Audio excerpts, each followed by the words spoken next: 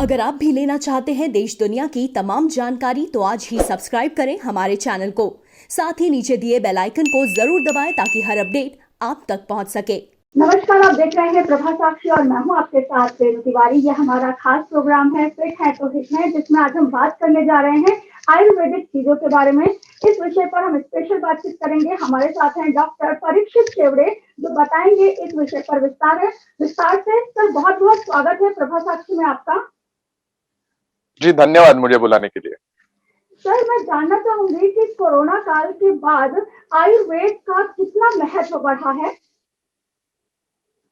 बहुत बड़े पैमाने पे आयुर्वेद का महत्व बढ़ा है, क्योंकि बहुत बड़े पैमाने पे हमारे देश ने ये जाना कि हम सिर्फ मॉडर्न मेडिसिन पे डिपेंडेंट नहीं रह सकते।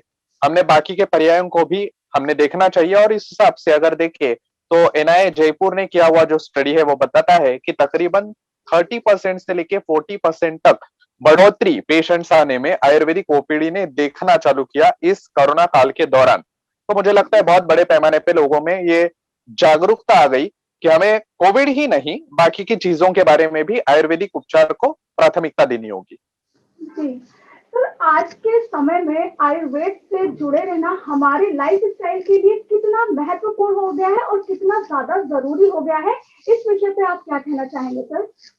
बहुत ही ज्यादा जरूरी हो गया है, क्योंकि पहले तो जितने बड़े पैमाने पे अभी फिलहाल हम लोग देख रहे हैं कि पोल्यूशन हो रहा है, या फिर खाने पीने की समस्या है, खान पान से लेके कई सारी बीमारियां हम लोग इनवाइट कर रहे हैं। तो ये सभी चीजें मद्देनजर रखते हुए पहले से ज्यादा महत्व बढ़ गया है आयुर्वेद का आज के जमाने में। जी सर, अगर आज के समय की बात की जाए, जिस तरह से हम सभी का काम काज है, अभी ऑफिस जाना होता है, घर भी देखना होता है, ऐसे में हमें अपने आप को स्वस्थ रखने के लिए, एक अच्छे लाइफ स्टाइल के लिए हमें किन किन चीजों को अपने लाइफ में अपनाना चाहिए, और किस तरह हमें अपनी जो इम्यूनिटी है, जो कमजोर हो गई है तमाम तरह के इन्फेक्शन के कारण, वो किस तरह से बूस्ट करनी होगी, इस विषय पे आप क्या कहना चाहेंगे? आपकी क्या राय है सर? देखिए, सबसे पहली चीज तो यह है कि अपने खान पान की तरफ ठीक तरह से ध्यान दें।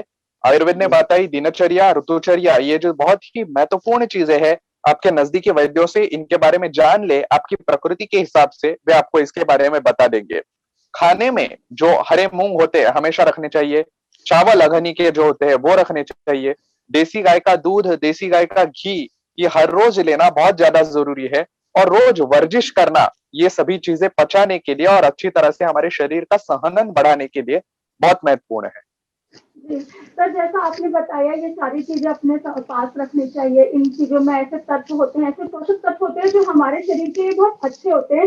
लेकिन सर, इसके साथ मेरा एक और सवाल जुड़ा हुआ था कि आजकल का जिस तरह से लाइफ स्टाइल है, लोग अपने लिए वक्त नहीं निकाल पाते। तो ऐसे में कुछ शॉर्टकट पूछना चाहूंगी कि कुछ शॉर्टकट चीजें हैं जो आसानी से काम के दौरान और तमाम तरह के जो हमारे बिजी शेड्यूल है उसमें हम अपना सकें, किसी लाइफ स्टाइल को, किसी चीज को जो ऐसा गुण है या शॉर्टकट है। देखिए, साफ तौर पे बताया जाए तो ऐसा कोई भी शॉर्टकट हेल्थ के लिए नहीं रहता। अगर हम लोगों को कुछ भी अचीव करना है तो हमें ये सभी चीजें करनी पड़ती है। लेकिन फिर भी अगर रोज अच्छी तरह से वर्जिश करे, जैसे मैंने बोला देसी गाय का घी और दूध खाने में रखे, और उसके साथ साथ है आंवला, एक ऐसी वनस्पति है कि जिसका निरंतर सेवन करना आयुर्वेद को अपेक्षित है। तो उस हिसाब से च्यवनप्राश आदि का सेवन भी अगर आप अपनी भूख के हिसाब से रोज करें तो बहुत ही ज्यादा महत्वपूर्ण होता है, और इम्यूनिटी के लिए वो बड़े पैमाने पे हमको मदद करता है। सर, क्या योग इम्पोर्टेंट है या फिर केवल आहार ही बेहतर होगा एक अच्छी इम्यूनिटी के लिए? नहीं, देखिए, आहार अपने लिए अपनी प्रकृति के हिसाब से लेना जरूरी होता है, और ऋतु के हिसाब से भी लेना जरूरी होता है। उसके साथ साथ में वर्जिश करना बहुत ज्यादा जरूरी होता है, क्योंकि आजकल हुआ यूं है कि लोग एक तो खाने पीने में समस्याएं कर रहे हैं, और दूसरी बात बोलते हैं कि वर्जिश करने के लिए जब पूछो तो बहुत सारे मरीज बोलते हैं कि सर टाइम नहीं मिलता। तो अगर हमें हमारे शरीर के लिए टाइम नहीं मिलता तो हम क्या कर रहे हैं, हम कमा भी क्यों रहे हैं? तो ये सभी चीजें हमने ध्यान में रखनी चाहिए। हमें इसलिए नहीं पैकेजेस चाहिए हमारे पगार के कि हम लोगों ने जाके वो डॉक्टरों पे खर्च करने हैं। मैं खुद एक वैद्य होने के बावजूद ये बात कह रहा हूं। तो लोगों ने समझना चाहिए, अच्छा खान पान करे और वर्जिश करे, वो बहुत ज्यादा जरूरी है। जी सर, बिल्कुल आपने सही कहा। स्वास्थ्य से बढ़कर और कुछ भी नहीं होता है। एक अच्छा शरीर होगा तभी आप कुछ आगे कर सकते हैं, तभी आप काम कर सकते हैं। सर इसके अलावा एक चीज़ आपसे जानना चाहूँगी, जिस तरह से इस समय बाज़ार में कोरोना के बाद बहुत बड़े-बड़े दावे किए जा रहे हैं, ये दवाई खाइए, ये चीज़ कीजिए, इससे आपके आपकी जो इम्यूनिटी है वो बढ़ेगी। तो आपका इस विषय पे क्या कहना है? जो दावे हैं सील पैक बंद चीज़ों में तमाम तरह की चीज़ें उपलब्ध कराई जा रही हैं बाज़ार और शॉप पे और दावा किया जा रहा है इम्यूनिटी बढ़ जाएगी। तो इस पर आप क्या कहना चाहेंगे? ये कितना सही है और कितना गलत है सर?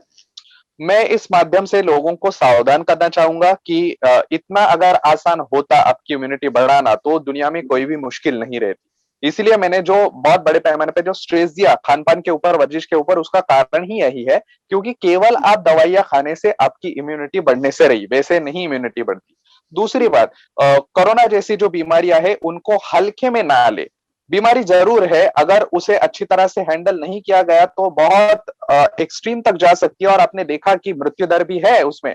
तो ये सभी चीजें देखते हुए तकरीबन 500 से ज्यादा मरीज कोविड के जो है उनको आयुर्वेदिक चिकित्सा देने के बाद ये मैं कह रहा हूं कि अगर आप सही समय पे आयुर्वेदिक वैद्य के पास जाओगे तो आयुर्वेद में बहुत ही परिणामकारक औषधियां ऐसी उपलब्ध है कि जो विभिन्न प्रकार के स्टेज अवस्थाएं जो है कोविड में उनमें बहुत ही अच्छी तरह से कारागर होती है। ना केवल सिर्फ बुखार हो या खांसी हो ऐसी चीजों में, लेकिन जहां पे निमोनिया है, लंग्स की इन्वॉल्वमेंट है, ऐसी सभी जगहों पे आयुर्वेद अच्छी तरह से काम कर रहा है, लेकिन वैद्यों की सलाह से वो लेना जरूरी है, ना कि across the counter. Okay. Sir एक आखिरी क्वेश्चन आपसे पूछना चाहूँगी कि जैसा कहा जाता है कि इम्यूनिटी आपके बचपन के खान-पान पर भी बहुत ज़्यादा डिपेंड करती है, तो ये कितना सही है सर? जी, वैसे तो अगर देखा जाए तो कंसेप्शन से ही, माने आपका जन्म होने से पहले से ही ये सभी चीजें निर्धारित होना चालू हो जाता है। लेकिन देर आए दुरुस्त आए जैसे हम लोग कहते हैं, उसी हिसाब से अगर आज भी हम लोग जग रहे हैं और उसके लिए थोड़े से प्रयास कर रहे हैं तो बिल्कुल पॉसिबल है कि हम अपने शरीर का संहनन अच्छी तरह से बढ़ा सकते हैं। शरीर के सप्त धातु जिसे आयुर्वेद कहता है, 3 दोष जो आयुर्वेद मानता है, उन्हें अच्छी तरह से अगर साम्यावस्था में रखा जाए तो ये बहुत बड़े पैमाने पे दिक्कत नहीं होगी आगे जाके। सर बहुत-बहुत धन्यवाद आपका इन तमाम जानकारी के लिए, हमारे से जुड़ने के लिए और ऐसे ही अगले वीडियो में हम और मुद्दों पर फिर से मुलाकात करेंगे। तब तक के लिए आप बने रहें प्रभा साक्षी के साथ। नमस्कार।